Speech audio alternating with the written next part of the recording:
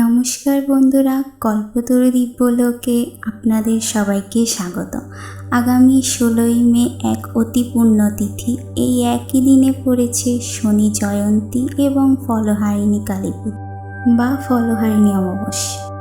শাস্ত্রমতে এই দুটি যোগ একসঙ্গে হওয়া অতি দুর্লভ এবং শক্তিশালী। আজকের ভিডিওতে আমি আপনাদের বলবো এই বিশেষ দিনে কোন সরল টোটকা বা নিয়ম পালন করলে আপনাদের জীবনের বাধা বিপত্তি দূর হবে এবং মা কালী ও শনিদেবের কৃপা লাভ করবে। প্রথমে বলবো শনি জয়ন্তীর মাহাত্ম্য ও টোটকা। বন্ধুরা, শনি জয়ন্তী হলো শনিদেবের জন্মদিন। যাদের রাশিতে শনির দশা বা 7.5 চলছে তাদের জন্য এই দিনটি অত্যন্ত শুভ ও গুরুত্বপূর্ণ। এই দিনে সন্ধ্যাবেলা পুজো দেওয়ার সময় শনিদেবের সামনে একটি মাটির প্রদীপ নেবে, সেখানে কিছুটা সরিষার তেল নেবে এবং তাতে কিছু কালো তিল এবং একটি লোহার পেরেক দিয়ে নিজের মুখ সেই প্রদীপ জ্বালিয়ে দেখে নেবে, অর্থাৎ প্রদীপের তেলের ভিতর দেখে নেবে নিজের মুখ। এরপর কোনো মন্দিরে অর্থাৎ শনি মন্দিরে বা কোনো মন্দিরে এটি দান করে দিবে। এর ফলে শনির কুদৃষ্টি থেকে বা শনির দশা বা 7.5 থেকে অনেকটাই মুক্তি পাওয়া যায় এবং জপ করতে পারো এই দিনে শনিদেবের সবচেয়ে বিশেষ মন্ত্র ওম শাং শনিশ্চরায় নমঃ 108 বার।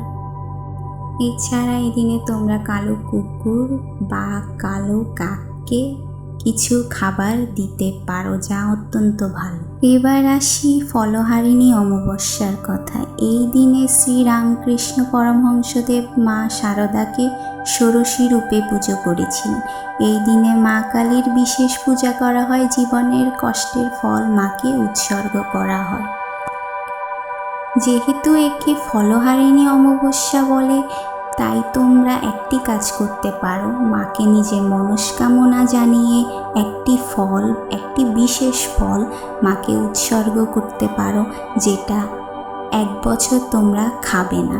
এছাড়া এই দিনে মাকে যে কোনো মিষ্টি ফল যেমন আম, লিচু, জাম ইত্যাদি দিতে পারো। পূজা শেষে সেই ফল কোনো গরিব মানুষকে দান বা নিজে প্রসাদ হিসেবে গ্রহণ করতে পারো।